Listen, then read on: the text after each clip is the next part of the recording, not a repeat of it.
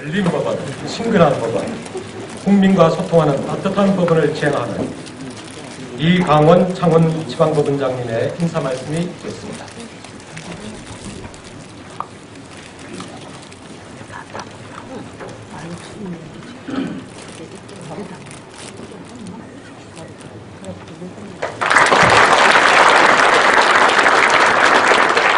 안녕하십니까.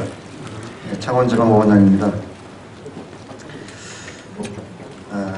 계절의 여왕 5호를 앞둔 싱그러운 실록의 계절 봄입니다. 이렇게 따사로운 봄날에 인문학 공부를 하기 위해서 우리 법원을 찾아주신 시민 여러분들 그리고 법원 가족분들께 진심으로 감사의 말씀을 드립니다. 저는 창원에 부임한 지 한 2달 반 정도 됐는데요. 전입신고를 하고 지내면서 보니까 정말 창원이라는 도시가 풍광 좋고 살기 좋고 아름다운 도시라는 생각을 하게 됩니다. 그런데 안타깝게도 작년에 창원시 인구가 13,000명가량 줄었다는 소식을 듣고 깜짝 놀랐습니다. 우리 대법원은 사법의 선진화를 위해서 여러 가지로 많은 다방면에서 노력을 기울이고 있습니다. 세계은행에서 발표한 자료에 의하면 계약 전쟁 해결에 관해서는 세계 2위로 평가되고 있고요. 그리고 전자소송에 관해서는 세계 초일류 선진국으로 그렇게 평가받고 있습니다. 그리고 또 지식재산권 관련 소송에서는 아시아의 중심 법원이 되기 위해서 전문 법관을 양성하는 등 많은 그 준비를 하고 있습니다. 사법의 선진화가 이 대한민국 경제 발전에도 기여를 할 수 있으리라고 그렇게 생각을 합니다. 우리 법원에서도 이 지역 경제 발전에 조금이라도 좀 보탬이 되고자 중소기업청과 협력해서 중소기업청에서 사전 무료 컨설팅을 받은 회사에 대해서는 회생 절차가 들어왔을 때 감정을 생략하는 등 그렇게 기간을 단축하고 또 비용도 절감하는 그 방향으로 지금 업무를 추진하고 있습니다. 또 낙동강에서 지리산에 이르는 228km의 산줄기 낙남 정맥을 시민들과 함께 종주하면서 이 지역의 역사, 문화 그리고 이쪽 선조들의 얼과 기상을 몸으로 배우고 있습니다. 그리고 이번에 인문학 강좌를 시작하게 되었습니다. 우리 법원에서 인문학 강좌에 시민 여러분들을 초청하게 된 것은 우리 이 법원 시설을 공공에 개방함으로써 열린 사법, 투명한 재판을 강조하고 시민들과 함께 호흡하면서 조금이라도 더 시민들에게 다가서고자 하는 그 노력의 일환으로 그렇게 이해해 주시면 감사하겠습니다. 이번 그 인문학 강좌는 거의 격주로 월요일마다 열리는데 혹서기를 피해서 10월 말까지 10회의 강의를 끝으로 이제 마치게 됩니다. 역사, 문학, 음악, 철학, 미술 등 다방면에 걸쳐서 매우 흥미로운 주제에 관해 가지고 훌륭한 교수님들이 전문적이고 깊이 있는 강의로 진행될 겁니다. 창원대학교 이창규 총장님도 이 대학을 시민에 기부하는 심정으로 이 강의를 준비해 주시겠다고 그렇게 말씀해 주셨습니다. 오늘 강의 제목에서도 보듯이 이순신 장군의 내면과 마이너스 유적이라는 제목도 참신하고 다른 데서 발표된 적이 없는 최신의 트렌드를 반영하고 있다고 봐도 틀림없을 겁니다. 이렇게 좋은 강의를 준비해 주신 우리 창원대학교, 국립창원대학교 우리 열린인문학센터장 염재산 교수님 그리고 오늘 강의를 준비해 주시는 노무선 교수님 등 창원대학교 관계자 여러분들께 뜨거운 박수 부탁드리겠습니다.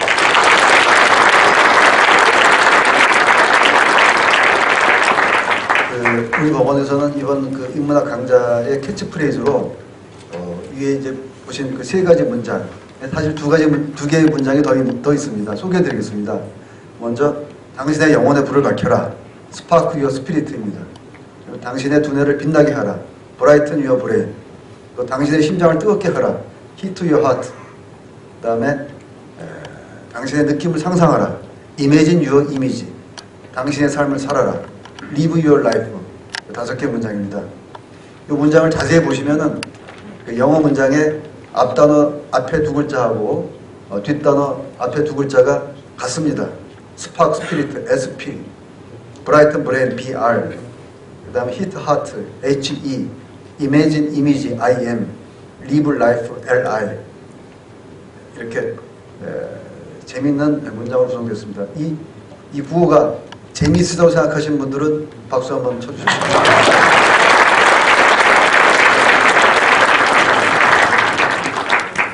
시민들의 그 병토로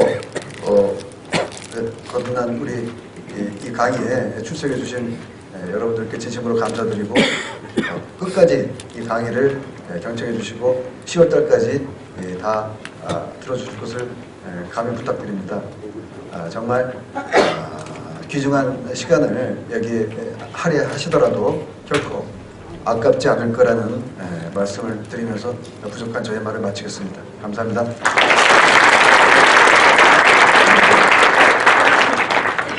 우리 법원의 새로운 지평, 창조와 혁신의 시대를 열어가고 계시는 법원장님께 격려와 응원의 박수 다시 한번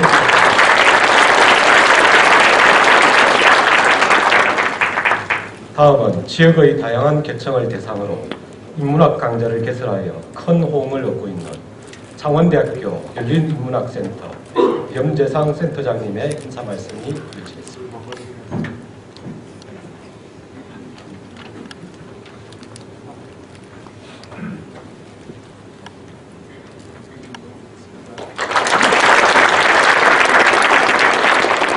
예, 안녕하십니까. 저는 창원대학교 불어불문학과의 교수로 재직 중인 염재상입니다.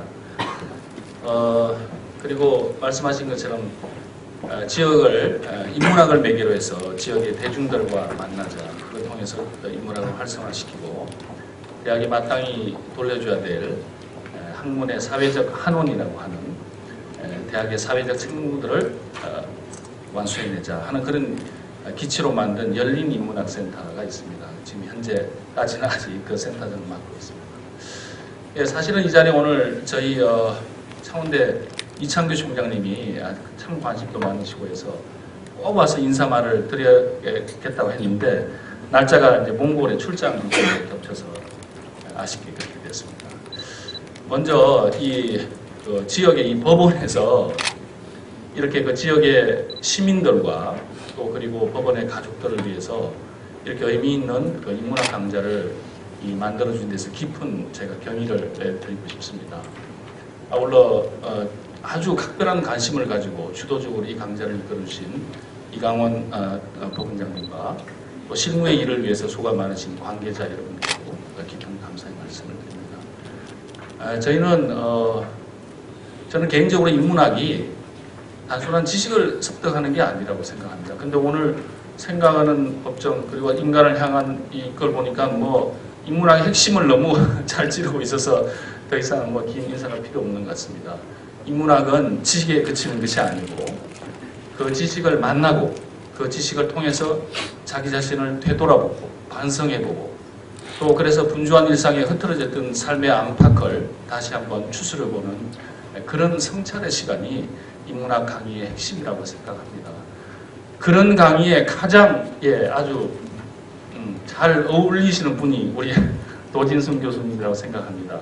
선생님은 역사적인 아주 흥미로운 사실뿐만 아니라 그걸 통해서 우리 현대에서는 그런 역사적인 사실들을 우리 사회에 어떻게 받아들여야 할 것인가 하는 그런 인문학적인 깊은 성찰들을 오늘 던져주실 겁니다.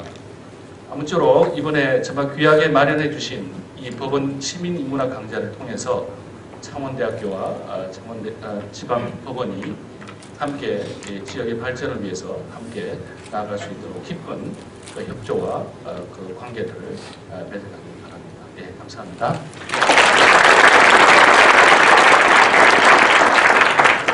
염재상 교수님과 지역으로 세계로 열린 대학 국립창원대학교의 무궁한 영광과 발전을 위하여 힘찬 박수 다시 한번 부탁드립니다. 이상으로 시민과 함께하는 인문학 강좌 개강식을 마치겠습니다.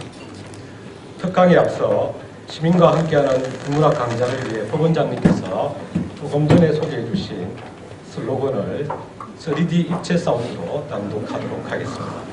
낭독에는 총무과 김기숙 행정관, 전태건 실무관입니다. 앞으로 나와주십시오.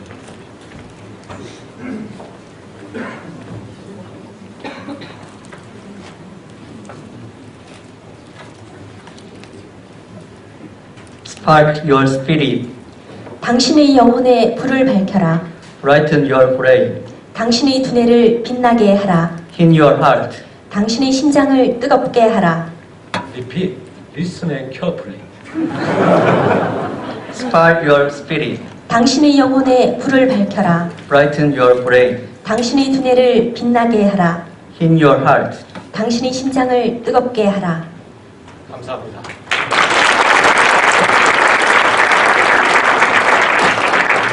연습 때보다 훨씬 잘한 것 같습니다. 다음은 앞서 안내해드린 바와 같이 도진순 교수님의 특강을 듣는 시간입니다. 시민과 함께하는 인문학 강좌 제1강은 도진순 교수님의 예명과 마이너스 유직입니다. 교수님은 서울대학교 인문대학 국사과를 졸업하시고 동대학원에서 석박사학위를 취득했으며 현재 창원대학교 인문대학 사학과 교수로 재직 중이십니다. 저서로는 한국 민족주의와 남북관계, 부재, 이승만 김구시대의 정치사 등이 있으며 특히 교수님께서 주애를 하신 100번 일지는 지금까지 출간된 책 중에서 최고의 권위수로 평가받고 있습니다. 국내 최고의 100번 김구 연구가로 잘 알려져 있으며 사학계의 석학이시며 국내외에서 호평받는 저명하신 교수님을 모시고 강의를 듣게 된 것을 매우 영광으로 생각합니다. 귀한 시간 내주셔서 좋은 강의를 해주실 도진순 교수님을 여러분의 큰 박수로 모시도록 하겠습니다.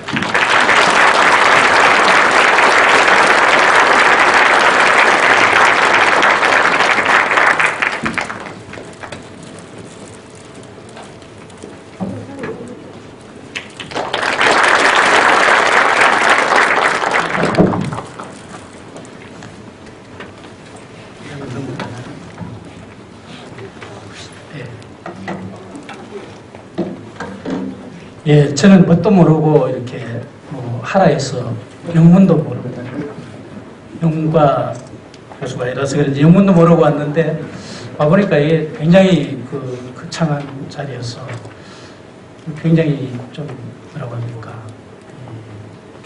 죄송하다는 생각이 듭니다. 그리고 이 부분에는 변호사를 대동하지 않고 와본 적이 처음이어서 지원죄가 많아서 참 그렇습니다. 아무튼 부족한 저를 처음 강의에 첫 강의에 불러주셔서 개인적으로 무척 영광입니다. 부족하지만 시작을 해보도록 하겠습니다. 여러분 혹시 명랑이라는 영화 보셨습니까?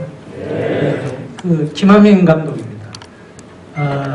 지난번에 우리 염 선생님께서 초청을 하셔서 같이 술도 하고 바쁜 와중에 최근에 이 명랑 영화의 후속편으로 명랑 다큐, 휘오리 명랑 이런 걸 만들었다고 시사회에 오라고 그래요. 그런데 이 평일날 하니까 저는 갈 수가 없죠. 이번에 명랑이라는 영화를 만들었는데요. 그때 창원에 내려왔을 때 제가 여쭤봤습니다. 음력으로 9월 16일 날 전투가 일어납니다. 저기 보시면 휴에도 그렇게 9월 15일 이순신 장군이 쓴 글씨입니다. 그 옆에 있습니다. 그래서 제가 여쭤봤죠. 이순신 장군이 명랑 전투 일어나기 전에 주무셨어요? 안 주무셨어요? 물어봤더니 잘 모르겠다고 그렇게 말씀을 하세요. 여러분들 생각에 주무셨을 것 같습니까? 안 주무셨을 것 같습니까? 예, 잤습니다. 난중일기에 보면은요, 이 해는 이 전투가 급했는지 난중일기가 두 종류입니다. 하나는 아마 전에 쓰신 것 같고, 하나는 지나고 난 후에 좀 더 자세하게 썼습니다. 날씨가 맑았다, 밀물이 들었다, 어디로 들어가서 잤다 이렇게 나옵니다. 참 주무시기가 쉽지 않을 텐데 전투를 앞두고. 근데 그 다음에 이상한 이야기가 나와요. 밤에 이상한 일이 많았다. 이렇게 자고 난 뒤인데 이상한 일이 많았다 이렇게 쓰고 있습니다. 전투가 다 끝나고 난 뒤에 이 일기를 다시 좀 자세하게 썼죠. 말 같다. 그리고 진을 옮겼다. 그리고 난 뒤에 아마 장군님께서 장수들을 모아서 훈시를 했다 이 말이죠. 그게 그 유명한 죽자면 살고 살자면 죽는다 이런 그 말씀을 하셨다 이렇게 기록을 하고 있습니다. 이 말씀이 진짜 맞는 게 아마도 여기 이런 글씨를 9월 15일 날 썼지 않습니까? 그러니까 아마도 상상컨대 먼저 휴호를 다 쓰시고 아무래도 전쟁에 이길 수 있는 방법이 없는 것 같다. 그래서 이걸 이기는 유일한 방법은 목숨을 내놓으면 우리가 이길 수가 있다. 집단적으로. 그래서 아마 휘하의 장수들을 불러서 우리가 이 전투에 이길 수 있는 방법은 목숨을 내놓는 거다. 그러면 우리가 이긴다. 이런 놀라운 숭고한 말씀을 하시고 주무셨다. 주무셨더니 어떤 일이 있었냐 하면 그 밑에 좀 자세하게 나오죠. 이날 밤에 신이 꿈에 나타나서 이렇게 하면 이기고 저렇게 하면 진다 라고 지시하면서 일러주셨다. 그러니까 명랑전투는 목숨을 내놓으니까 밤에 작전은 신이 짜주셨다. 뭐 이런 경지입니다. 이순 장군은 크리스찬이 아니고 종교는 뭐 특별한 게 없습니다만 자기의 목숨을 내놓을 때 신을 종교 믿으시는 분들 많죠. 제가 신학대학에서도 한번 강연을 했습니다만 신학대학생들도 신을 자주 못 만난다 그래요. 근데 하여튼 이순신 장군은 자기의 당신의 목숨을 내려놓고 난 뒤에 신이 작전을 짜줬다. 이렇게 난중일기에 쓰고 있습니다. 제가 볼 때는 난중일기에서 가장 하이라이트에 속하는 이런 적이 난중일기에도 잘 없습니다. 2번 정도 나오는데 명량전투 이전이 이순신 장군으로서는 가장 뭐라고 할까요? 어려운 시기였고 그렇기 때문에 가장 집중도가 높았고 가장 영혼이 맑고 진지했던 그런 순간이 아니었나 이렇게 생각하고 있습니다. 근데요, 이 명랑전투가 명랑 영화에도 나오지만 12척 내지는 13척으로 70몇 척의 일본 배를 붙습니다. 근데 우리가 이제 영화로 하는 것은 9월 16일 날의 전투죠. 여러분들이 9월 17일부터 어떻게 됐는지 관심을 가져보신 적이 있나 모르겠어요. 9월 17일부터 어떻게 됐느냐. 이런 학자들이 좀 진지하게 연구를 해봐야 되는데요. 우선 이 죽음에 관한 문제. 이걸요. 스티브 잡스가 대학을 다니다가 중퇴를 했어요. 그래서 스티브 잡스는 공식 학력은 고졸인데 미국의 명문대학 스탠포드에서 2005년에 그 졸업 연설을 했습니다. 뭐 잘 아시다시피 미국의 졸업 연설은 졸업식의 가장 하이라이트죠. 여기서 스티브 잡스가 3가지 이야기를 하는데요. 세 번째, 가장 중요한 것. 이것이 죽음을 이고 살아라. 이런 연설입니다. 세 번째 이야기는 죽음에 관한 것입니다. 이렇게 밝히면서 17살 때 당신이 매일 오늘 이게 마지막 날이다. 이렇게 생각을 거울을 보면서 여러분 아침에 출근할 때 거울 보시지 않습니까? 거울을 보시면서 매일 이게 오늘의 내 마지막 날이다 라고 하면 일의 한 반쯤 이상이 확 정리가 된다. 쓸데없는 일 이런 것들이 많이 정리가 된다는 겁니다. 그래서 스티브 잡스의 그 훌륭한 삶의 거기에는 자기가 매일매일 출근할 때 죽음에 대한 사유를 한 것이 삶을 아주 풍요롭게 만들었다는 거죠. 이건 뭐 역사적으로 많이 있습니다. 삼국 통일이 불교가 이루었다고 할 때 불교가 살생을 금지하는데 어떻게 삼국 통일에 도움이 되느냐. 적을 죽이는 것이 아니고 본인의 삶, 본인의 죽음을 극복할 수 있는 죽는 것이 그것이 그야말로 끝이 아니다라고 하는 사고, 이것이 굉장히 중요한 인간 삶의 원동력이 되고, 우리는 그것은 역사적으로 확인할 수도 있지만 이순신 장군 같은 경우는 명랑대첩을 이룰 9월 16일 날 저녁에 그 전날 9월 15일 날 하신 것이 죽음에 관한 집중적인 사고가 승리의 발판이 됐다는 거죠. 굉장히 이순신 장군이 굉장히 뭐라고 할까요? 숭고하기도 하고 인문학적이기도 하고 그렇습니다. 물론 작전을 잘 짜시고 이랬지만 그것은 매우 기술적인 문제고 이순신 장군의 승리의 비결은 결국은 삶과 죽음에 관한 사생관이라고 할까 이런 데 대한 높은 경지 그것이 아닌가 저는 그렇게 생각하고 있습니다. 근데 우리가 9월 16일은 다들 기억을 했어. 영화도 만들고 그랬죠. 9월 16일부터 어떻게 됐느냐. 이게 사실 별로 여러분들도 아마 잘 모르실 겁니다. 매우 놀라운 사실은 요새 뭐 인터넷이 있으니까요. 뭐 네이버는 한국용이니까 구글 같은 데 가면 다 나오지 않습니까? 그게 명랑해전을 쳐서 구글 같은 데 보면 각국 언어로도 다 나옵니다. 그걸 하면 한국어로 된 거에 번역되는 게 아니고 각 나라의 그 사이트, 기본 사이트가 나와요. 일본 사이트에 어떻게 기록이 되어 있을까 보면 굉장히 흥미롭습니다. 혹시 바뀌었나 해서 제가 강의 오기 10분 전에도 확인을 하고 왔습니다만 뭐 이래 나옵니다. 명랑대첩은 한국에서는 명랑대첩이라고 한다. 이순신 장군이 굉장히 잘 싸웠다. 그래서 우리의 선발대를 격파했다. 그렇지만 거기까지다. 사실 12척의 배로 70몇 척 내지는 130몇 척의 선발대를 상대한다는 것이 쉽지가 않죠. 근데 중과 부족으로 이순신 장군이 신의 도움을 받았지만 인간이 할 수 있는 최대치를 했지만 그것은 일본 수군의 선발대하고 싸움에서 거의 이 기력이 다할 수밖에 없었다. 그러면 우리는 당연히 무리해야 될까? 그럼 본대는 그래서 일본은 그 다음 날부터 본대가 서해를 뚫어낸 그러니까 명랑대첩이라는 전투에서는 졌지만 전쟁의 전략적인 목표는 달성한 그런 전투였다고 기술하고 있습니다. 뭐 여러분들 생각은 어떤지 모르겠어요. 오늘 제가 이순신 장군의 강의를 하고자 하면 이순신 장군 굉장히 제가 봐도 훌륭하신 분인데요. 이순신 장군이 혹여 경남도에서 이순신 프로젝트도 있고 그랬습니다.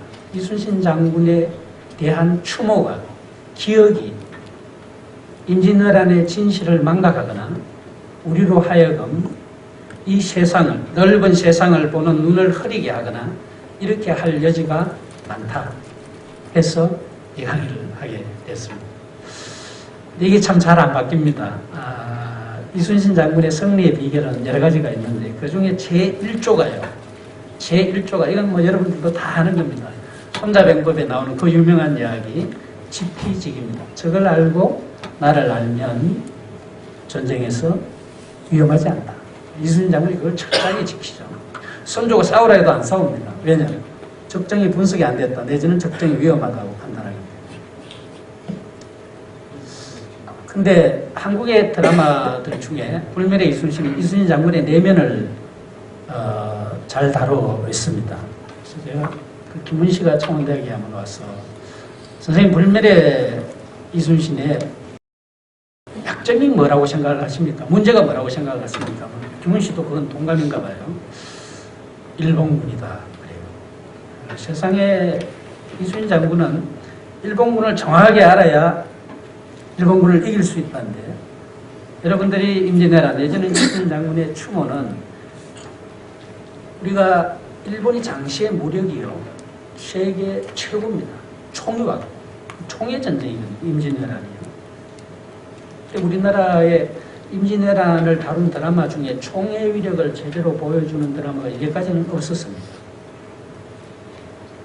실제 임진왜란 때 한국의 우리 선조들은 어땠는가? 임진왜란 이후에 생긴 그 속담이 무대뽀라고 요새들은 거의 안 쓰는 것 같아요. 여러분 종종 쓰십니까? 무대뽀로 살다가는 법원에 오기가 쉽습니다. 그게요 일본말입니다. 업설무 댐포예요. 댐포가 철포의 일본식 발음입니다. 임진왜란을 해보니까 칼 잘 쓰는 놈들 아무 필요가 없더라고요. 이제 총의 전쟁이구나. 총 없이 전쟁하는 것은 이거는 코미디하고 비슷한 흘러간 완전 폐물이다는 것이 무대포입니다. 근데 우리가 막상 임진왜란을 다룬 드라마에는 이 조총의 위력을 보여주는 드라마 제대로 보여주는 게 없죠. 뿐만 아니라 여러분 일본 장수를 제대로 다룬 드라마를 한번 보신 적이 있습니까? 다들 사이코거나 또라이거나 그렇습니다. 또라이한테 이긴 장수가 그렇게 훌륭합니까 여러분? 근데 그게 안 돼요. 임진왜란에 이순신이 굉장히 훌륭했다. 근데 어려운 과정에서 그걸 이순신 장군이 이겼다. 이게 안 됩니다. 이순신 장군이 우리들한테 제공하는 게 뭐냐? 이순신을 기억한다고 하면서 이순신 장군의 일조였던 지피지기를 우리는 훼손하는 거죠. 그래서 아까 제가 앞에 타이틀에 여러분 보는 있습니다만은 우리가 뭘 기억한다는 것은 더 많은 것을 망각하는 것이다. 이순신 장군을 기억한다고 하면서 일본의 당시의 무력이라든지 이런 거 절대 안 본다. 경남의 마이너스 헤리티지라는 표현을 썼습니다만은 이거는 우리나라뿐만 아니라 선진국일수록 마이너스 헤리티지라고 하는 것은 자랑스럽지 못한 또는 유럽 같은 데는 다크 헤리티지, 어두운 유적이라고 합니다. 여러분 뭐 유럽의 프랑스, 독일, 폴란드 3국 수상이 공동으로 해서 뭐 아우슈비츠나 이렇게 전쟁의 비극을 답사하는 거 아니죠. 경남에 여러분 여기 경남 신항 바로 앞에 앙골 외성이라고 뼈난 외성이 있습니다. 세계적으로 중요한 성이에요. 왜냐하면 얘들이 여기 조선에 왔다가 일본에 돌아가서 성을 쌓는 스타일이 달라집니다. 바다하고 연계시키는 성이 일본에 3개 있는데요. 뭐 일본의 성이나 교토 옆에도 있고 이건 다 일본의 국보입니다. 그것이 어머니가 조선의 외성이죠. 굉장히 중요한데 안 봐요. 구박받고 있습니다. 자꾸 없는 거북선만 프로젝트에서 거북선 발굴하려고 돈을 수천만 원 바다에 막 뿌리고 있습니다. 근데 이순신 이야기하면 다들 흠뻑 죽죠.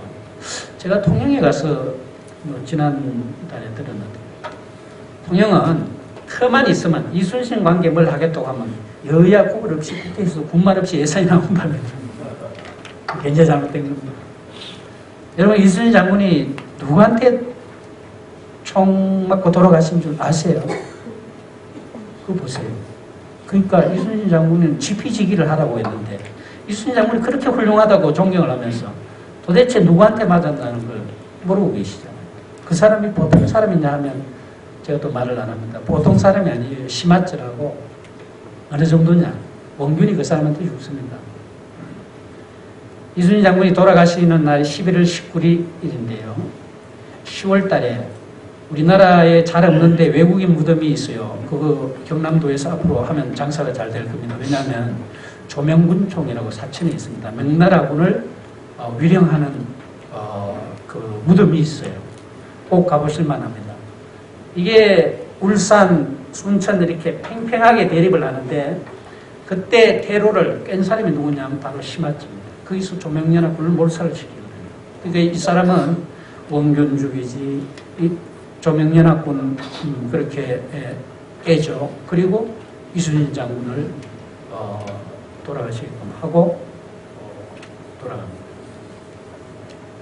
이순신 장군 돌아가신 거 인터넷 찾아보면 안 죽었다는 사람이 많습니다. 이순신 장군이 뭐 신에 가까운데 왜 죽냐예요. 그래서 선조가 꼬라지가 보기 싫어서 그냥 죽은 채 하셨다.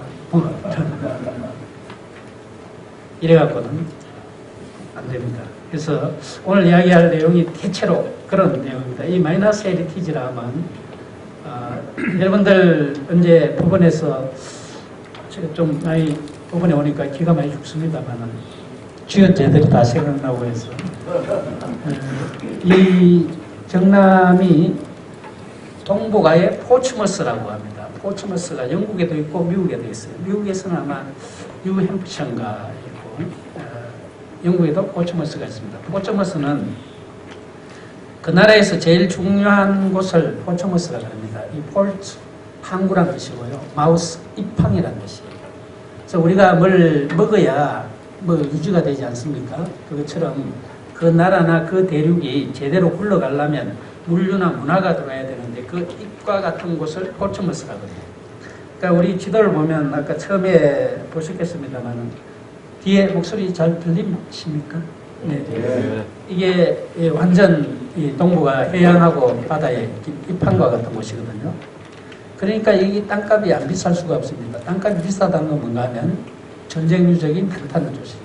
요충지라는 뜻이죠. 지금 여러분들이 보시는 빨간 것이 다 이순신 장군 유적입니다. 이건 굉장히 잘 되어 있습니다. 너무 잘 돼가고 있죠. 아주 호전적으로 되어 있습니다. 전쟁을 한 번 더 해도 반드시 이길 것 같아요. 아까 말씀드렸습니다만 강대국다. 여러분 미국이 여러분 9.11을 어떻게 합니까? 대단하게 물론 그 강한 나라들은 침략받거나 이런 적이 잘 없기 때문에 그렇지만 그 나라의 비극이 된 거 이런 걸 흔히 마이너스 헤리티지라고 하는데 이것에 대한 그것은 각별합니다. 그 나라가 침략을 당했던 것 또는 실패했던 것. 뭐 일본은 히로시마 원폭 보면 히로시마가 그게 우리나라 쳐들어오고 하는 군도인데요. 지금 가보면 세계 제1위 평화도시처럼 보여요. 하도 원폭 갖고 강조를 많이 해서 피해자라는 걸 강조를 많이 해서 우리는 많이 걷어냅니다. 여러분들이 보는 이 색깔, 빨간 색깔 말고 앞으로 법원에서 이 장담컨대요. 여기 한번 투어하면 참 볼만합니다. 아주 여러분들이 또 다른 감동을 느낄 수가 있습니다. 이 노란 색깔이요. 일본의 외성들이 있었던 곳입니다. 일본의 임진왜란 때 쌓았던 성들이죠.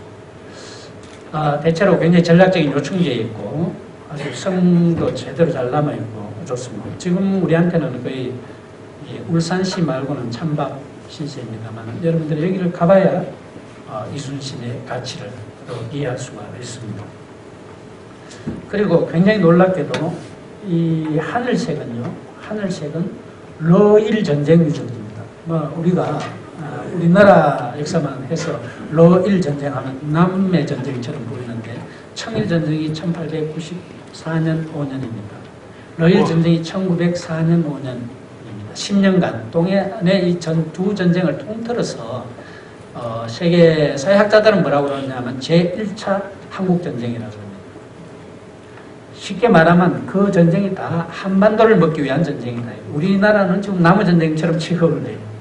러일 전쟁은 한반도뿐만 아니라 동아시아 지금도 크게는 러일 전쟁의 구도 위에 있습니다.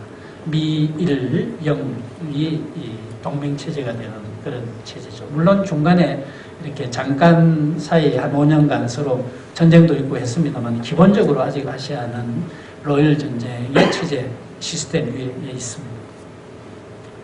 그때 우리가 식민지가 됐거든요. 러일 전쟁 체제에 의해서. 근데 더 기가 막힌 것은 식민지가 된 우리나라 사람들도 러일 전쟁을 딴 나라 전쟁처럼 생각을 합니다만 톨스토이 같은 사람이 자기 실제 딸한테 러일 전쟁이 뭐냐? 그 조선 먹기 위한 전쟁이다. 지구본으로 아예 가르쳐 줬습니다.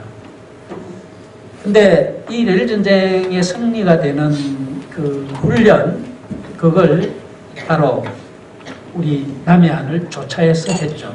그 유적지들이 이렇게 남아가고 있습니다. 그래서 일제시대 때는 여기에 기념탑도 있고, 지금도 아직 남아있는 게 있습니다. 그래서 아무튼 우리 남해안이 동아시아 100몇 년의 질서를 결판 지은 그런 전쟁 유적지도 있다는 거죠. 근데 우리가 찾아가는 것은 이순신 유적지, 이순신 성전지만 꽃감 빼먹듯이 찾아가는 거죠. 그렇게 해서는 승리가 할 수가 없습니다. 또 한번 볼까요? 이게 있습니다. 이 유적이 얼마나 중요하냐면 아까 미국의 9.11 현장 제로라는 이야기, 그라운드 제로도 이야기를 했습니다만 중국에도 가면은요 청일전쟁 유적지 같은 게요 웨이하이에 있습니다. 골프로도 많이 가시니까 우리나라 다구는 소리가 들린다고 했는데 제가 거기 한 5번 갔는데 다구는 소리가 들리지는 않습니다만 아주 가깝습니다. 우리 인문대 교수님들 한번 갔어요. 이 웨이하이에 가면 청일전쟁 기념관이 있습니다. 중국 역사상 가장 창피하다고 하는 전쟁 기념관이 있어요. 우리 치면 재성당처럼 조금 배 타고 가면 웨이하이에서 유공도라고 한 20분 배 타고 가면 있어요. 이게 중국이 개방을 하면서 덩소병의 지시로 그 청일전쟁 때 깨진 그 군함을 두 번에 걸쳐서 수중 발굴을 해서 전시를 해놨을 뿐만 아니라 이것은 국민들, 중학교, 초등학교 애들이 봐야 되는 교육 기지로 명명이 되어가고 있어요. 근데 우리는 대체로 이제 그런 부분이 없죠. 이게 중국 사람들이 근래에 생긴 거냐? 소문이 중국의 최초의 근대적인 중국을 이끈 신의 혁명을 이끈 아시아의 최초의 민주혁명을 이끈 분이죠. 소문이 원래 이 의사예요. 의사입니다. 의사인데 소문이 의사를 하다가 중국을 수술해야 되겠다 이런 생각을 어디서 하게 되느냐? 역시 홍콩 대학 스피치 역사입니다. 26년에 들어가시는데 23년에 나의 혁명 사상의 발원지는 이 홍콩이다. 홍콩이 한문으로 향항이라고 씁니다. 향항. 소문의 고향이 광동성 향산이에요. 글자 한 자밖에 안 틀려요. 거리는 그저 50마일, 중국에서는 아주 가까운 곳입니다.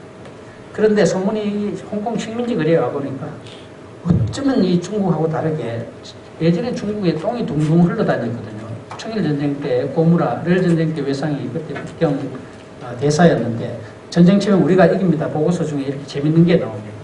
북경에 잠시 비가 오면 그 똥들이 둥둥둥둥 떠다닌다는 거죠. 이런 나라하고 전쟁에서 우리가 어떻게 못 이기겠느냐. 무슨 말이냐면 이 소문은 이 중국의 식민거리의 그 깨끗함, 우리가 제국을 물리치려고 하면 일단은 서양 애들한테 배워야 된다. 그러려면 내가 지금 한가하게 의학하고 있을 때가 아니라 중국을 수술을 해야 되겠다. 중국을 혁명을 시켜야 되겠다. 이걸 알려준 것은 서양 제국의 그 식민거리인 홍콩이었다. 이게 홍콩대학 스피치입니다. 그래서 여러분들이 홍콩이나 상하이 같은 데 가면 굉장히 예전 그 식민지 시대 때 거리나 이게 잘 돼가고 있습니다. 상하이의 대표적인 데가 바로 와이탄 그쪽이죠. 그쪽 와이탄 건물들 한번 가보시면 굉장히 재밌게 되어 있습니다. 쭉 있고 그 건물 꼭대기마다 다 오송홍기가 꼽혀 있어요. 1930년대 상하이 와이탄은 세계적인 선진거리거든요. 은행들이 쭉 지금도 있죠. 거기 위에 오송홍기를 쫙 꼽아놓고 그걸 이제 만국 그 건축박물관으로 쓰고 있습니다. 반대 포동 쪽에 중국에서 더 높은 빌딩들을 쭉 올립니다. 그걸 보여주는 게 상하이 엑스포였죠. 이렇답니다. 두꺼비가 괜찮은지 모르겠습니다만 키워봐서 두꺼비가 임신을 해갖고 있을 때 뱀이 나타나면 잡혀서 이제 죽는다는 거죠. 죽으면 두꺼비 새끼는 엄마의 자양분과 더불어 자기를 잡아먹은 뱀의 자양분까지 뱀이 그러면 죽는답니다. 독하고 뭐 이런 때문에. 그러면서 두꺼비가 강한 두꺼비가 탄생된다고 하는데요. 상하이 엑스포에서 보여주고자 하는 핵심은 뭔가 하면 우리가 서양으로부터 100몇 년 동안 배우면서 억압도 당합니다. 이제 너희들의 노하우까지 우리가 배워서 도로 우리가 이렇게 나아간다. 이런 게 중국의 기본적인 요사의 그 행동입니다. 근데 우리 쪽에는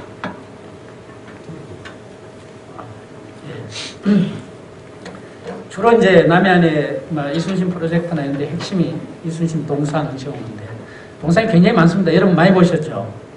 광화문에도 있고 광화문에는 칼을 오른손에 칼을 잡고 있어요. 칼을 잡고 오른손에 있으면 이 왼손으로 빼야 되거든요. 이순신 장군이 그 왼손잡이라는 정보는 어디도 없습니다. 아무튼 칼을 잡고 있어요.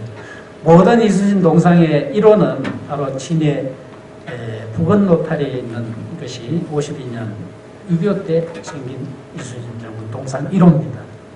하여튼 그 동상 이후로 우리나라 이순신 장군의 동상은 이순신 장군을 동상을 열심히 쳐다보면 이순신 장군이 기억이 나느냐? 여러분 혹시 쳐다보니까 기억이 납니까? 초등학교 때부터 많이 보셨을 텐데. 근데 이 근대 조각의 기조를 로댕이라고 칩니다.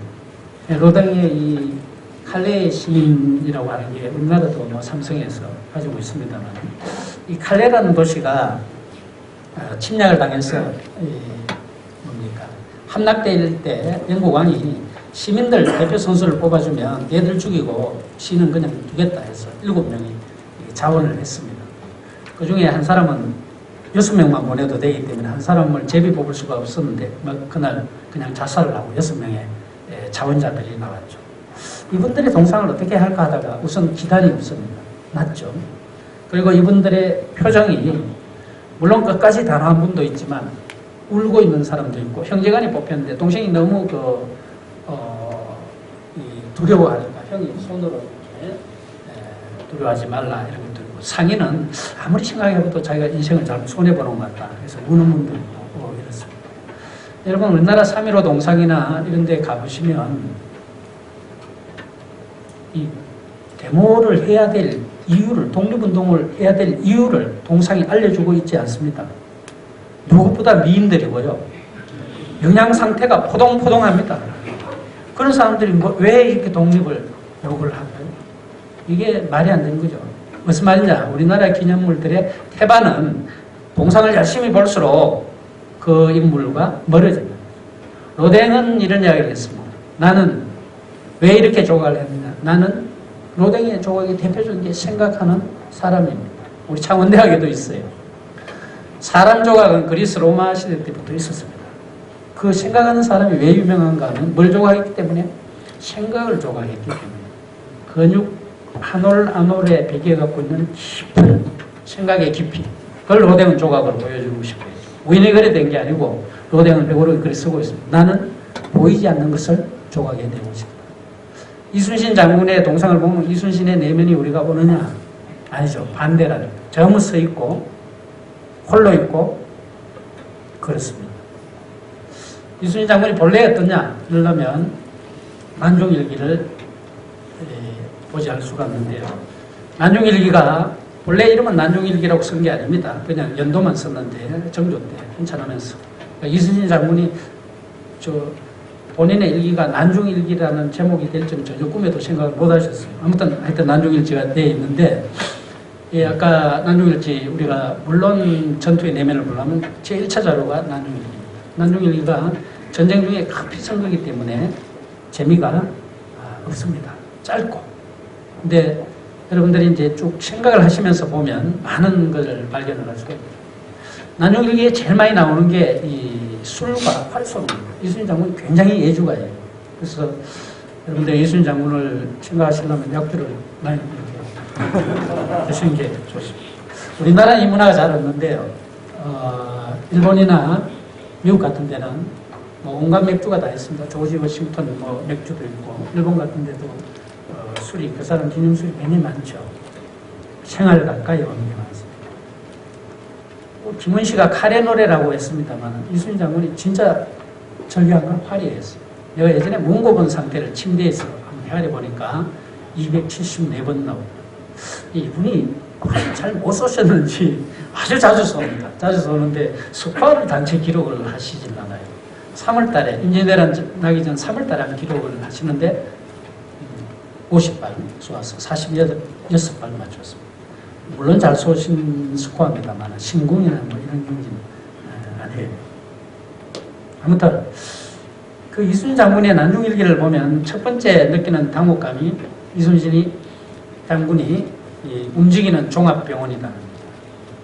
온갖 병을 다 앓고 있습니다. 토한다, 몸이 쑤셔서 못 일어나겠다, 온갖 병. 의사들 이야기는 대체로 스트레스, 만병의 근원인 스트레스 나옵니다. 열악한 조건에서 싸웠습니다. 아마 여러분들이 이순신 장군 동상 중에 골몰하는, 신음하는, 공궁에 처한 이순신 장군의 동상을 아무도 못 보실 겁니다. 우리 동상은 다 똑같으니까요. 근데 이순신 장군이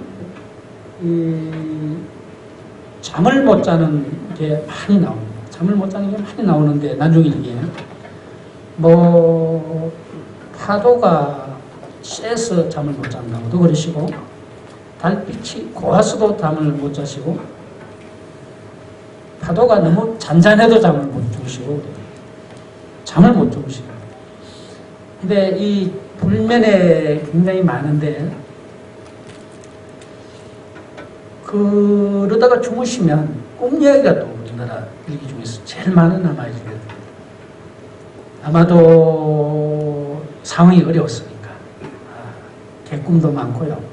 점도 치시고 그런데 놀랍게 아까처럼 접신을 했다. 이런 기록도 나오죠. 대개 보면 이순신 장군이 왜 이렇게 잠을 못 이루시느냐. 이순신 장군이 24전 24성을 했다 그러시는데요. 이순신 장군의 작전 개념을 여러분들이 유심히 보시면 여기에서 이순신 장군의 승리의 비결이 또 나옵니다. 유성룡의 징비력에 나오죠. 장군은 똑같은 이야기가 미군을 밀친 베트남 무슨 장군입니까? 지압 장군입니까? 그분의 이야기도 나옵니다. 내가 미국에 이길 수 있었던 것은 원하는 시간에, 원하는 장소에서, 원하는 방식으로 전투를 했다. 이순신 장군이 잘 안 싸워요. 그런데 이순신 장군이 싸우는 장소를 마지막 돌아가실 때는 할 수 없이 싸웁니다. 그 장소가 아니면 테러를 막을 수가 없으니까. 노량에서는 모든 전쟁의 장소를 면밀하게 물색을 합니다. 그러려면 그 장소의 자연에 대해서 잘 알아야 됩니다. 바람, 파도, 간조 뿐만 아니라 그 장소를 잘 아는 현지의 참모들하고 아주 친해야 됩니다. 그뿐만 아니라 현지의 아즈매들, 관광수월 이런 쪽하고 주민들하고도 친해야 됩니다. 그래서 이순신 장군의 리더십 중에서 굉장히 큰 게 아래로는 이순신 장군이 굉장히 친합니다. 요새 말로 하면 소통을 잘하는 리더이죠. 그래서 징비록에 이렇게 기록을 합니다. 이순신 장군께서는 제성당에서 작전에 관한 한 병사들한테 작전에 관해서는 누구의 의견이라도 받아들인다고 하니까 병사들이 그냥 제성당 문을 들락날락 하면서 장군님 뭐 아이디어 있습니다. 이런 병사들의 작전이 채택되지 않아도 이순신 장군이 어떤 작전을 선택했을 때 말단까지 그 작전에 대한 이해가 완벽했다. 이것이 승리의 비결이다. 이렇게 유성룡은 기록을 하고 있습니다. 그러니까 이순신 장군이 원하는 장소에서 원하는 시간에 원하는 방식으로 전투를 이끈다. 그러기 위해서는 이순신 장군이 뭘 하시느냐. 자연을 면밀하게 관찰을 하시고 부하들하고 굉장히 소통을 잘 하시고 유성룡에 의하면 그런데 원균이 제성당을 차지하더니 이중의 벽을 치고 그리고 난 뒤에 사람의 접근을 막고 기생칩을 끼고 놀았다. 여러분 지금 제성당에 가시면 메인 빌딩을 저 주건물 한번 보십시오. 보시면 이순신 장군 스타일이 아닙니다. 텅텅 비고 원균 스타일로 이렇게 보시죠. 물론 이순신 장군은 위로는 굉장히 외로웠죠. 지금 징비록이 드라마가 재미가 없습니다만 유일하게 잘 묘사되는 게 선조하고 중국 황제입니다. 만렙제입니다. 두 사람 묘사는 이번 잘 하고 있어요. 이순신 장군의 이런 심정, 이런 것들을 우리가 알기 위해서는 난중일기하고 시를 보지 않을 수가 없습니다. 이순신 장군이 빼어난 시인입니다. 시를 잘 써서 잘 쓴 것이 아니라 죽음을 옆에 끼고 살기 때문에 영원히 맑지 않을 수가 없죠. 그래서 대표적인 시가 칼에 새겼다고 해서 있습니다만 임금은 서쪽으로 도망가고 망명하자고 황태자는 북쪽 땅에서 살기도 바쁘네. 이토록 다. 그러니까 위로는 외로운 겁니다. 외로운 신하가 나라를 구해야 할 이때에 저 말이 나옵니다. 바다의 맹시하니 물고기와 용이 움직이고 산의 다짐하니 초목이 앓더라. 이순신 장군이 자연을 처음에는 저는 이 시를 보고 야 이순신 장군도 시를 우리가 사람이 시를 쓸 때는 좀 뻥을 치지 않습니까? 그래서 이순신 장군도 참 이런 생각이 들었었는데 난중일기를 여러분 유심히 읽어보면 이 구절이 몸에 와닿습니다. 바다에 맹시하니까 물고기와 용이 움직이고 산에 다짐하니 초목이 앓더라. 여러 불리한 여건이지만 저 대자연과 그리고 역사는 내 편이다. 뭐 이런 심정을 쓴 것이죠. 여러분들도 자기 생각이 맞는지 안 맞는지 구별 안 되시면 바닷가에 한번 나가보셔서 물고기가 응답하면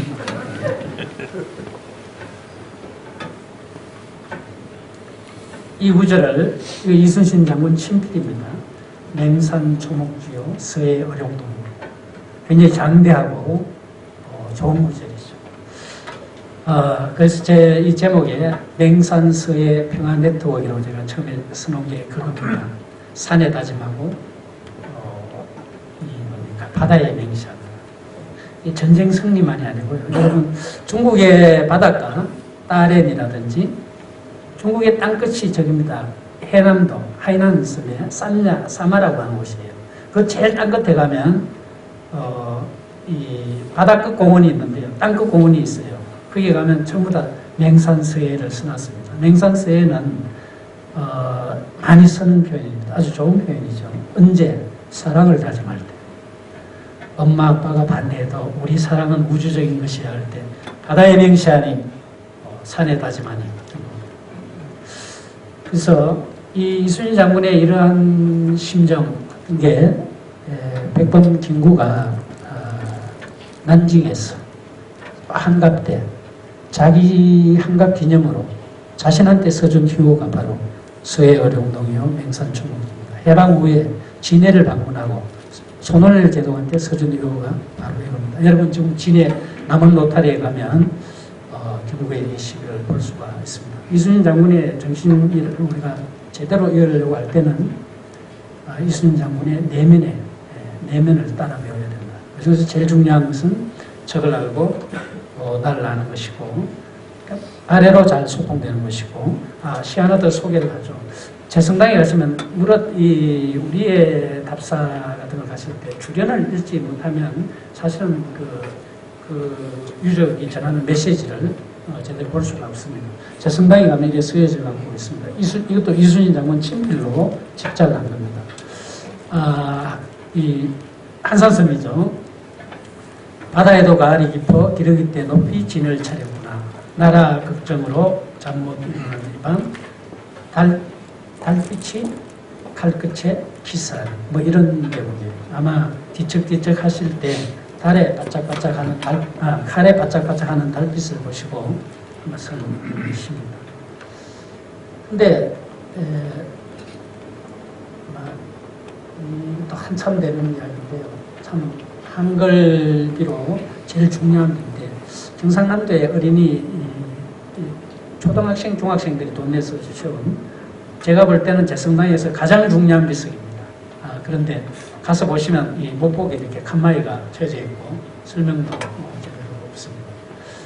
아까 말씀드린 대로 이순신 장군을 우리나라에서는 추모하면 할수록 이상하게 세상에 대해서, 타자에 대해서, 세계에 대해서 잘 모르게 하는 뭐 그런 기능을 해서는 안 되는데 그런 게 많다는 거죠. 대표적인 게 불멸의 이순신 같은 데서도 아까 일본 장수를 이상하게 다루고 있죠. 이 총의 등장이라고 하는 것은 일본 역사에서도 획기적인 일이고 동아시아 역사에서 획기적인 일입니다. 그래서 일본에는 뭐 병풍이 많죠. 우리나라 영화에 이걸 보여주는 영화가 없어서 제가 수업할 때는 일본 영화계의 템노라고 하는 천황이라고 하는 구로사와 아키라 감독의 카케무샤라고 하는 영화 우리나라도 들어왔습니다. 김대중 정부 때 문화개방하면서 첫 번째 들어온 영화인데 그 마지막 한 15분이 임진왜란 한 20년 전입니다. 1574년인가 그래요. 동아시아 역사를 바꾼 대전투죠. 아주 잘 묘사가 되어가고 있습니다. 기회 되면 보시기 바랍니다. 근데 우리 영화에 이래 보면 불멸의 이순신을 보면 고양이를 가지고 이렇게 설치는 일본 장수가 있어요. 이 고양이가 왜 사이코하고 무슨 관계가 되는지 모르겠는데 하여튼 이 고양이를 가지고 있죠. 근데 아까 말씀드린 이순신 장군을 돌아가시게 한 시마츠의 영지 가고시마입니다. 매우 아름답습니다. 노무현 고이즈미 북두 정상 문방을 했던 곳입니다. 규슈의 최남단입니다. 아름다운 곳이죠. 라스트 사무라이의 배경입니다. 여기에 가면 이순신 장군을 쏜 시마츠 영지에 자기 영지 바로 옆에 고양이 신사가 있습니다. 그러니까 무슨 말이냐면 임진왜란 때 고양이를 데리고 온 사람은 시마츠예요. 원균을 죽이고 이순신 장군을 돌아가시게끔 하고 조명윤학군을 박살을 낸 그 시마츠. 일본에서 매우 존경받는 가문이죠. 나중에 개방도 영국하고 화끈하게 전투해보고 안 되니까 바로 일본 사람들 그런 거 있지 않습니까? 강자한테 바로 막부 체제에서는 안 되는데 영국으로 유학생을 파견을 했던 영주죠. 이 시마쯔가 고양이를 7마리를 임진왜란때 데리고 왔어요. 그래서 5마리가 죽고 2마리 데리고 갔어요. 이 고양이들에 관한 신사를 옆에다가 만들어 놨어요. 그 왜 만들었겠느냐? 이게 또라이라서 그런 게 아니고요. 여러분들이 여기 보시면 고양이 눈이 시간에 따라서 이게 낮 12시 때는 까만 눈동자가 침처럼 이렇게 된다는 거죠. 그러니까 무슨 말이냐? 여기서 지금 가고시마 시계업자들의 축제를 합니다. 그러니까 군대 갔다 오신 분 제일 잘 아시겠지만 연합작전에서 가장 중요한 게 시간이죠. 시계로 가지고 온 거예요. 과학으로 가지고 온 거예요. 근데 우리 드라마에서는 이게 하나의 사이코의 상징으로 등장을 하고 있는 거예요. 그러면서 이순신을, 이 드라마는 이순신의 불멸의 이순신을 찬양한다고, 이순신 정신을 정면으로 위배하면서 이순신을 찬양한다고, 이순신을 추앙하는 쪽하고 그리고 세상 돌아가는데 관심이 없는 쪽하고, 이순신 장군이라는 이름은 모르지만 우리나라가, 우리 민족이 살기 위해서 지금 일본이 어떻고 중국이 어떻고 이 돌아가는 걸 쫙 깨는 거하고, 누가 과연 이순신을 바로 배운 것이냐. 이것은 저는 후자라고 생각합니다.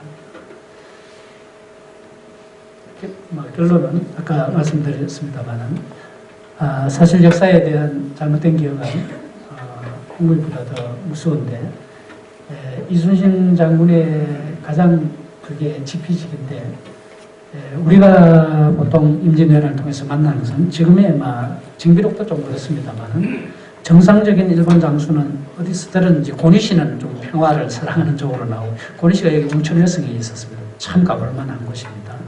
아무튼 일본 장수들은 다 이상하게 나오죠. 그래서 결국은 이순신 장군에 대한 기억이 조총 일본 세계를 망각하게 하고 있다. 그리고 이순신 장군에 대한 동상이 사실은 이순신 장군을 망각해 하고 있다. 그래서 우리가 기억해야 될 건 뭔가? 이순신 장군을 통해서 기억해야 될 것은, 여러분들이 임진왜란에 대한 전쟁의 비극, 전쟁이 얼마나 무서운 것인가? 이것을 도대체 일본을 못 보는 건 둘째치고요. 전쟁이 났을 때 우리 백성들, 우리 국민들, 우리 시민들, 우리 주민들이 도대체 어떤 일을 겪게 되는가? 이게 사람들이 통 관심이 없어요. 왜? 이순신 장군이 다 그냥 해치워 주셔갖고 괜찮은 거 같거든요.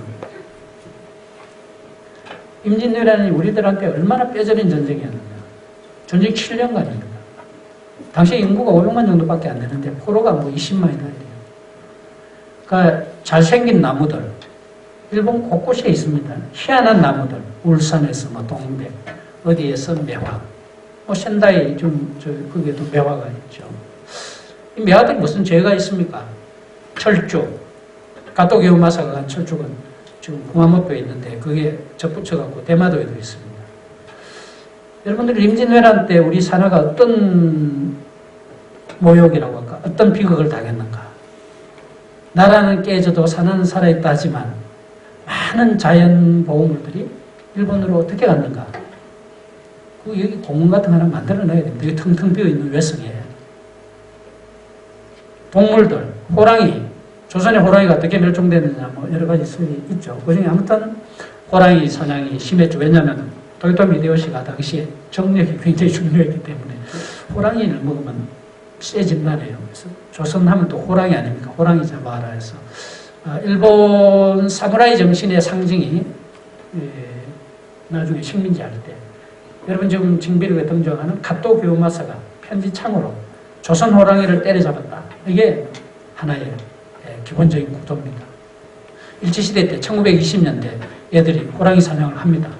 하나의 셀레모니로서 2마리인가 잡아가요. 하나는 지금 조선 호텔에서 총독 이하가 시식을 하고, 하나는 도쿄로 가서 시식을 합니다. 아무튼 호랑이는 일제시대 때 멸종이 되는데요. 우리 동식물들도 어떻게 됐는지 관심을 둬야 됩니다.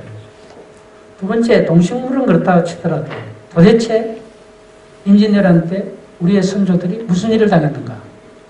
이걸 직시를 하려고 하지 않는다. 그렇다고 이순신을 똑바로 하냐면 그것도 아닌데, 특히 이순신 돌아가신 노량전, 이번에 여러분 그 시진핑의 서울대학 스피치, 서울대학 통일평화연구원 원장님이 저하고 아주 친한 친구인데요. 박명규 원장님이십니다. 그분뿐만 아니라 제가 무슨 상을 심사하는데 그게 심사위원들이 한결같이 시진핑의 서울대학 스피치는 한국 외교사에 길이길이 남을 명연설이다. 아니 연설이 좋다고 해서 그런 게 아니고 연설의 수준과 중국의 그 장기 플랜은 여러분 귀에 있으면 유튜브에 치면 나옵니다. 마지막 한 10분 빼고 나와요. 아주 중요한 연설입니다. 우리는 미국하고 다르다. 한국과 중국은 혈연적으로 문화 DNA적으로 분리할래야 분리할 수 없는 것이다. 그래서 최초부터 경남에 최초 유적이 많지 않습니까? 최초부터 쭉 나오는데요. 아직은 6.25 이야기를 안 하죠. 핵심은 6.25인데. 그런데 뭐가 하이라이트냐? 역시 임진왜란입니다. 그때 누구누구가 싸웠습니까? 조명연합국이 같이 싸웠죠. 이순신 장군이 명나라 군대로 와서 열심히 안 싸웁니다. 남은 나라에 와서 뭐 열심히 싸우고 있습니다. 마지막 일본이 후퇴하려고 하니까 그냥 놔두자 이렇게 지휘부끼리 됐는데 이순신 장군이 절대 안 됩니다. 이래갖고 이제 후퇴하는 테러를 차단하는 게 이순신 장군. 일본 애들은 기습을 당한 거죠. 시마츠 부대는. 피해가 큽니다. 그래서 일본 애들이 배가 난파돼서 관원포에서 남해를 횡단을 했어. 남해읍이 있는 데 가면 선소회성이라고 있습니다. 장량산 기념비라고 이름도 우리나라 여러분 땅끝이 대동여지도에 혹시 가시면 찾아보세요. 대동여지도에 가면 5, 6도가 표시가 되어 있는데 5, 6도 세 번째 섬에요. 이름이 쓰여져 갖고 있습니다. 만세득 중국 장수 성전 기념비가 있어요. 5, 6도 섬 한가운데 섬에 남해에도 거기에도 비가 있었습니다. 경남도지사 관서에 지금 그거로 바뀌어져 있죠.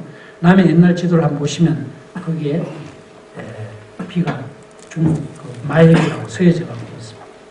지금 우리 안 가죠. 명나라 우리 왔다는 것 자체 보고 우리가 흔적을 치우고 안 갑니다. 아무튼 이순신 장군 테러를 차단을 하는데 시마츠가 워낙 잘 싸우지 않습니까? 그러니까 방법은 뭐냐면 지휘부를 저격하는 거예요.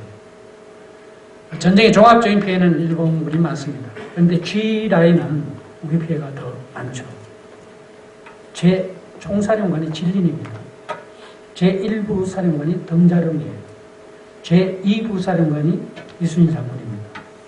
덩자룡이 죽게 되자 이순신 장군이 덩자룡을 구하러 가서 이순신 장군도 돌아가시게 돼요. 그 두 시체를 수습해서 진린이 오죠. 중국이 한국하고 잘 지내자 할 때 가장 좋은 그림입니다. 시진핑이 이걸 어찌 알았는지 그 진린의 후손들 뿐만 아니라 이 명나라 장수들이 명나라로 쫙 돌아갔다가 명이 망하니까 임진왜란 때 우리 도와줬으니까 많이 망명을 합니다. 육군사관학교 안에 해군사관학교 안에 팽우덕 장군 묘가 있어요. 팽현숙 이런 분 여러분 아세요? 네, 그 후손들입니다. 절강빈신 여러 가시들 이 울산 전투에서 했는데 묘하게 현대가 이 북경 택시를 먹었거든요. 그래서 북경 택시가 다 현대입니다. 그 택시가 진출했을 때 북경 시장이 자칭린이라는 거예요. 자씨가 우리 말로 하면 가시입니다. 가시. 임진왜란 때 바로 울산에서 전투했던 분이에요. 현대가 울산이죠. 하여튼 희한한 인연입니다만. 그래서 이 진린이 두 시신을 가지고 가는데 이 진린의 후손들이 명나라에 갔다가 돌아와서 해남 진시로 살고 있어요. 시진핑의 연설에 그게 나옵니다. 역사학자들도 잘 모르고 있다. 우리는 이순신만 알고 다른 사람 별 관심이 없잖아요. 아무튼 굉장히 중요한 연설인데요. 이 임진왜란을 통해서 많은 동식물뿐만 아니라 동식물을 그렇게 했으니까 똑똑한 고아들 그리고 기술자들 많이들 잡아갑니다. 그래서 이 부분을 남해안에서 경상남도에서 한 게 거북선 찾기입니다. 제가 안 나온다 그랬거든요. 그랬더니 무슨 도의원들 계시는 자리에서 0.1% 가능성밖에 안 됩니다. 당시에 부지사께서 그 뒷자리에 만찬에 가서 0.1%의 가능성에 도전하는 정신, 이게 충무공 정신입니다. 건배합시다 이러더라고요.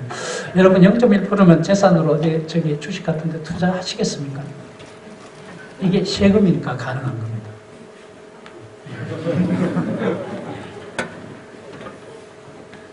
문화사기라고 들어보셨어요? 이순신의 이름으로, 안중근의 이름으로 하면 사람들이 그냥 입을 닫거든요.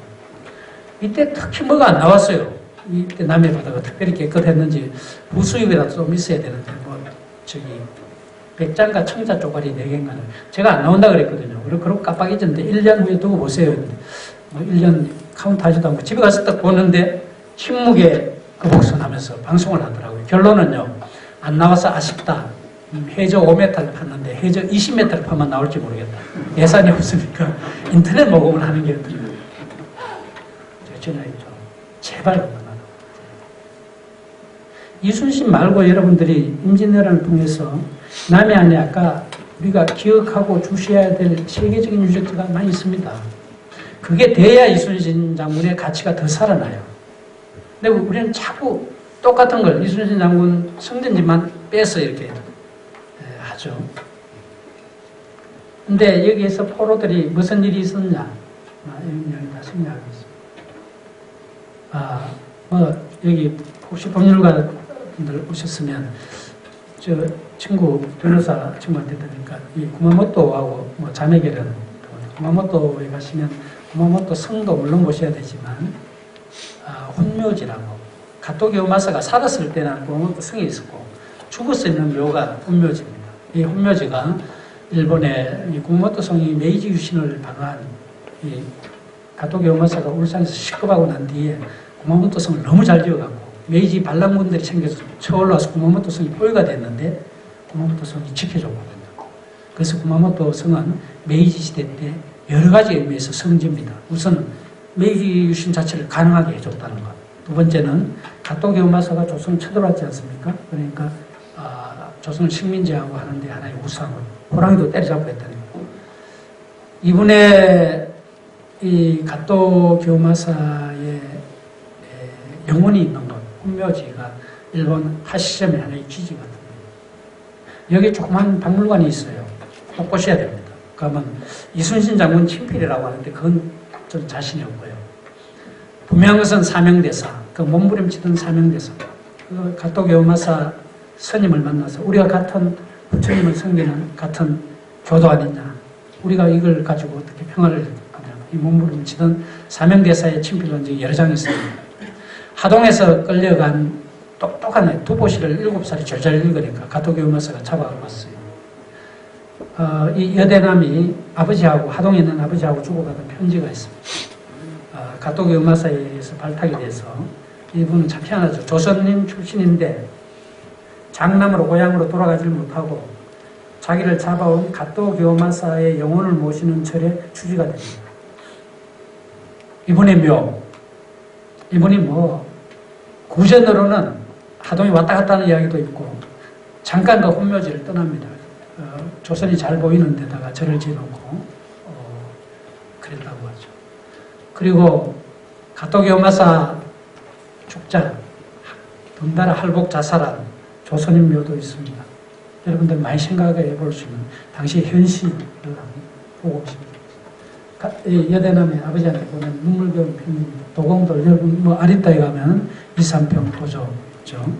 고향을 갖고 많이 싸우는데 시간이 없으니까 생략을 하고 다만 하나만 말씀을 드리겠습니다. 여러분들이 일본 도공유적을 가이드 따라가면 희한하게 이야기를 해요. 곳곳에 초소가 있거든요. 일본 도공들을 끌고 갔더니 일본에서 조선 도자기가 폭발적인 인기를 얻을 뿐더러 성안하고 막 바꾸고 그랬습니다. 뿐더러 이게 세계적으로 수출이 되거든요. 동인도 무역을 통해서. 네덜란드나 여러분 터키 이스탄불에서도 볼 수 있습니다. 조선 도공들이 만든 도자기를 볼 수가 있어요. 감별법 알려드리겠습니다. 근데 이 도자기가 워낙 인기가 있으니까 도자기 샀던 그 우교의 그 뭡니까 책 종이 있잖아요. 그것도 따라가고 일본의 이 자포니즘이라고 해서 일본 유럽 예술계 고고니 고객 이런 사람들한테 일본의 우교의 강력한 도자기 포장지로 따라갔던 것들이 영향을 주죠. 도자기는 얼마나 이게 장사가 되겠습니까? 근데 일본 도자기는요, 조선 도공에 대한 선언은 임진왜란이 도공전쟁이라고 하는데, 임진왜란 나기 전부터 조선 도자기는 인기 최고였습니다. 이게 참 희한한 사실인데요.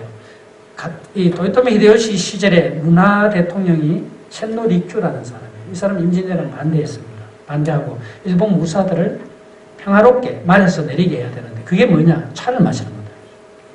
뭐로 차를 마시냐? 조선 도자기로 차를 마십니다. 조선 도자기가 평화롭다 이거예요.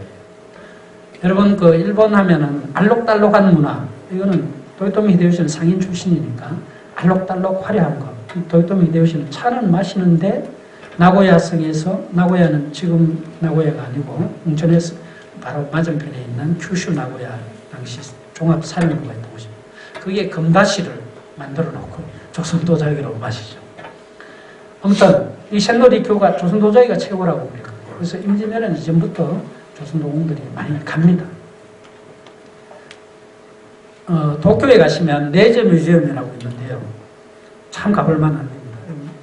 도쿄 가시면 한번 꼭 가보시겠어요. 도쿄에서 그런 뮤지엄이 잘 없습니다. 정원도 큰 정원이 있고, 이분이 동양 삼국의 도자기를 많이 모았는데 자기들 도자기 100개 컬렉션, 수천 개 도자기 중에 우리 레저 뮤지엄을 대표하는 100개 도자기를 뽑아놨어요.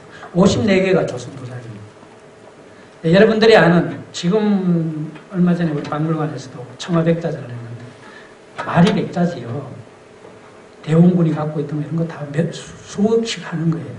일본 도자기는 그런 게 아닙니다. 진짜 우리 도공들이 막사발 이런 거 있죠. 이게 일본으로 가서 셴노리큐가 지적한 건 그거였죠. 여러분들이 알록달록한 일본 말고 심플한 일본, 옷이나 이런 데서 유니클로 이런 거 아십니까? 유니클로. 또 아이폰 만든 스티브 잡스가 선물교에 많이 매료가 됐었죠. 그리고 일본의 상품 중에 무지, 일본 사람들 옷을 왜 심플하게 입는 거, 그런 것들은 대체로 셴노리큐에서부터 많이 기원을 합니다. 아무튼 간에 이 도자기가 완전 이제 황금알을 넣는 바위가 되니까, 거위가 되니까 이 도자기 장에 조선 도자기 가면 다 초소가 있어요. 그래서 우리 가이드는 쉽게 이야기를 하죠. 우리 도공들 도망칠까봐 초소 만들어놔서 감시했다고. 제가 삼성전자는 못 가봤지만 하이닉스 건물에서 회의를 한 적이 있다가 KTX 타려고 나오니까 무슨 청청이 아이디 카드를 대야 돼요. 기차를 깜빡하면 놓칠 뻔했어요. 한 분이 계속 따라오면서 이걸 대야 되더라고요. 왜? 비밀이 시나갈까. 조선 도공들이요, 우리나라에서는 거의 성이 없어서 이 족보를 찾을 수도 없고 고향이 어딘지도 몰라서 지금 여기다 저기다 뭐 난립니다. 일본에 가면요, 사무라이 대접을 해줘요. 우리가 치면 양반 대접을 해준다고. 일본 가서부터는 족보가 쫙 나옵니다. 여러분들도 우리 애들한테 묻습니다. 너 옷에 제일 뭐가 관심 있나? 옷에 애들 취업이 안 되고 난립니다. 야, 한국 취업 잘 안 되면 일본 가서 5급 공무원 할래? 100% 안 합니다.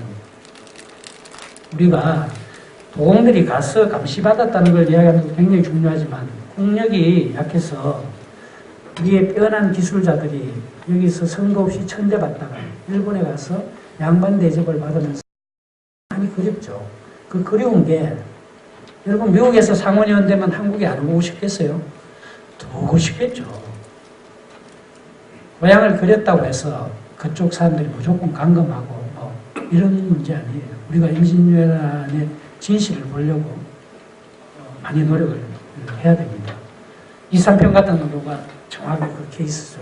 그래서 우리 피가 나중에 인터넷에 찾아보시면 처음에는 어디에 세워놨다가 뭐 자발적으로 간 거 비슷하게 됐고 해서 비를 또 딴비를 씌우고 난리를 쳤습니다. 하여튼 아리따에 있으니까요.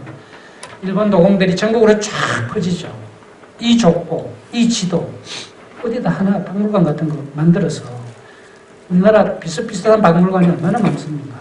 임진왜란 전용 도공, 피납 도공 전용 뮤지엄 같은 거 하나 있으면 내가 전쟁에 대해서 더 잘 알게 됩니다.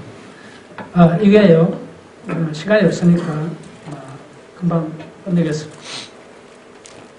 일본의 국보인데요. 여러분, 이 윤보라 그러는데 이 위에 보면 이게 숫자를, 이 문자를 디자인해 놨죠. 이거는 굉장히 이 소나무 밑에서 나비를 쫓는 중국 애들의 모습입니다. 왜 중국 애를 했는지는 알 수가 없습니다.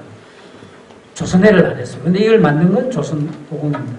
위에 이렇게 노블 고자의 문자 디자인입니다. 그러니까 고려인이다. 이걸 만든 게 고라이진이라는 걸 표시하는 거죠. 미과치 도자기라고 일본 규슈 북부에 있습니다. 히라도라는 섬에서부터 비롯이 되죠. 이게 다 노블 고자입니다. 이 도자기가 제가 이스탄불에서도 봤다 이거죠. 이 도자기 지금 제가 이 고자입니다. 끌려간 여인들, 종교인들 이야기할 게 많지만 생략하겠습니다. 이 사람은 우리 웅천월성에 와 있었던 세스페데스한테 세례를 받은 일본의 미녀 중에 미녀라고 하는 호소가와 가나십니다. 호소가 총리라고 있었는데 93년에 사임한 총리입니다. 호소가 총리가 14대 장손인데 3대 할매예요. 하여튼 호소가와 얘기하죠. 이 이야기 재밌는데 시간이 제 전공인데 다만 교토에 가시면 혹시 교토에 가시게 되면 한국 사람 잘 안 갑니다. 저 지난번 우리 창대 교수님들하고 최고과정 분들 모시고 갔는데 제가 뭐 이게 제일 중요하다, 제일 멋있다 했는데 우리 못 들어갔어요. 그날따라 딱 갔더니 바로 이분 제사라고 호소가 총리가 장손이라네요. 총리가 오늘 제사날이 안에 계신데 제사날이기 때문에 개방을 할 수가 없습니다. 잠깐만 보자면 안 된답니다. 일단 못 봤는데 이 호소가라는 분이 대단한 분이거든요. 그러니까 센노 리큐와 도요토미 히데요시, 센노 리큐의 7대 제자입니다. 무술가 이 사무라이이기도 하지만 예술의 가장 호소가 총리 회고록에 읽어보면 재밌는 게 나옵니다.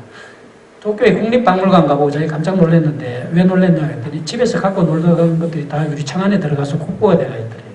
그래서 호소가와 가문이 갖고 있는 개인 컬렉션이 무지무지합니다. 제가 교토에 있을 때 1년간 있었습니다만 그때 교토 박물관 특별전이 호소가와 가문 소장전을 했습니다. 아무튼 임진왜란과 관계되는 사연이 있는데 생략하겠습니다. 우리 이 외성 이 가까이 있습니다. 이 웅천 외성에 많은 포로들이 있다가 이제 일본으로 가는데요. 거기에 이제 고니시가 있었죠. 이게 막 끌려간 우리의 징비록이 앞으로 등장할지 모르겠습니다. 이 등장하면 재밌을 텐데요. 오타주리아라고 하는 이죠. 고니시의 양딸입니다. 워낙 똑똑하고 영민하니까 고니시가 도쿠가와 이에야스한테 박살나고 교토에서 참수형을 당하고 난 뒤에 이 여인은 도쿠가와 이에야스의 제사장입니다. 너무 이쁘니까 도쿠가와 이에야스의 철실이 돼요. 그래서 제가 교토에 있을 때 우리로 치면 역사 스페셜거든요. 일본에 2회에 걸쳐서 방송을 했는데 도쿠가와 이에야스는 조선 여인을 사랑했다. 뭐 이렇게 해서 물음표 딱 쳐서 2번 방송을 했습니다. 우리한테 끌려간 포로죠. 이분이 이 크리스찬이 돼서 도쿠가와 이에야스에 의해서 시조오카, 도쿠가와 이에야스 은퇴해서 시조오카에 있습니다. 가까운 섬에 유배 보냈는데 그게 고조시마라는 데예요. 여기에서 오타줄리아 축제를 합니다. 국제축제를 하죠. 제가 2012년에 직접 축제 가봤습니다. 도대체 어떻게 하나. 제가 말씀드리고자 하는 건 핵심은 뭐냐면 우리 이 외성을 통해서 수많은 포로들, 도공들 이런 분들이 일본으로 갔는데 우리 남해 안에는 이순신 동상 말고는 제대로 된 포로, 여인, 기술자 하나도 없거든요. 그거는 이순신 정신과 이순신 장군이 굉장히 전투에 자세하게 이야기할 필요는 없습니다만 수군을 깰 수 있는데도 전투를 안 합니다. 안골포 같은 데서. 왜냐하면 바짝 붙여서 하면 애들이 상륙해서 주민들을 해칠까봐 막 테러도 열어주고 막 그래요. 그래서 관광수월래 이런 걸 보셔도 주민들과 아주 애착이 되어 있었고 그리고 이순신 장군을 가장 먼저 위로한 비가 여수의 타룹이라고 있습니다. 백성들이 시원하죠. 눈물 흘리는 비가 있는데 제성당 위치도 이순신 장군의 후손이 와서 어딘지 몰라오고 이러는데 저 고기 잡는 어부 할아버지와 나무하는 청년 나무꾼이 제성당 터가 저깁니다 라고 지적을 해줘서 장소를 찾게 됐다. 다시 말하면 이순신 장군이 역사에 이렇게 길이 남는 것도 국가에서 출범한 것도 있지만 우리는 사실은 정조 이후로 망각을 했습니다. 근대의 사람들은 여러분들처럼 이순신 있는 줄도 모르고 있었어요. 이순신 장군이 깜짝 알게 된 것은 롤 전쟁 후입니다. 일본인들이 이순신 전복을 배우고 그래서 도고해 야채로가 나는 이순신보다 못하다 해서 우리 신철 선생이 깜짝 놀라서 근대에 들어와서 여러분들이 쉽게 읽는 이순신 평전이 나온 최초의 연도가 1908년입니다. 우리 까마득해 잊고 있었죠. 그래서 이순신 장군을 잘 안다는 게 뭐냐? 그것은 이순신 장군을 제대로 기억한다는 것은 이순신 장군이 그렇게 강조했던 우리나라 주변 정치에 대해서 바삭하게 하는 것이다. 두 번째는 그야말로 이순신 장군이 목숨을 걸어서 지키고자 했던 백성들, 시민들, 국민들을 제대로 생각하는 것이다. 네 번째는 전쟁이라는 게 얼마나 큰 일인가. 전쟁에서 전국군이 형편없이 무너져.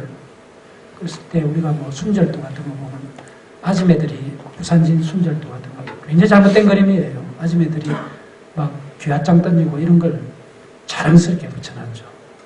농계 물론 훌륭한 분입니다. 그렇지만 우리가 물어야 될 것은 전쟁이 나면 제대로 된 국가는 여인이나 어린이는 안전지대로 희생시키는 거고 정규군이 제대로 싸워야 되는 거죠.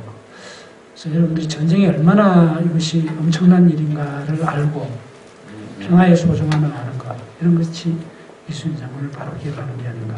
그래서 이순신 장군과 이순신의 내면과 마이너스 문화재 서해 맹산 평화 네트워크를 위하여 이런 제목을 붙였던 이유는요.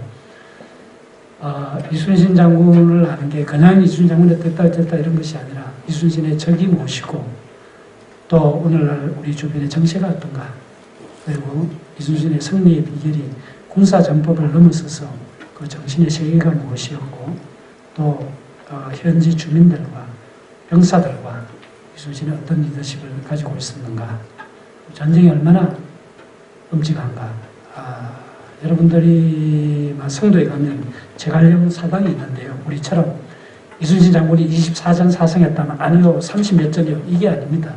제갈령 사당에는 이렇게 주련이 붙어 있어요. 병법을 아는 자는 함부로 싸우지 않는다. 이렇게 붙어가고 있습니다. 이순신 장군을 아는 만큼 평화의 소중함. 북경의 덕숭문에 가면 중국 애들이 이렇게 구라를 쳐놨어요. 중국의 덕숭문을 보면 중화민족이 얼마나 평화를 사랑하는가 알 수가 있다. 우리의 성은 방어형으로 포메이션이 되어갑니다. 실제 강대국들이 우리 전쟁 좋아한다면서 전쟁하는 나라 없습니다. 평화를 위해서. 이거 굉장히 중요한 컨셉이에요. 이순신 장군을 기리면 기릴수록 한반도의 평화가 얼마나 소중한가, 한반도가 얼마나 일본과 중국 사이에 끼어있는 완충지대이기도 하고 동북아의 평화의 초석 인물인가, 특히 그 출발이 경남이다. 이런 것들을 한번 생각하는 계기가 됐으면 좋겠습니다. 6시까지 해서 여기까지 하겠습니다. 대단히 감사합니다.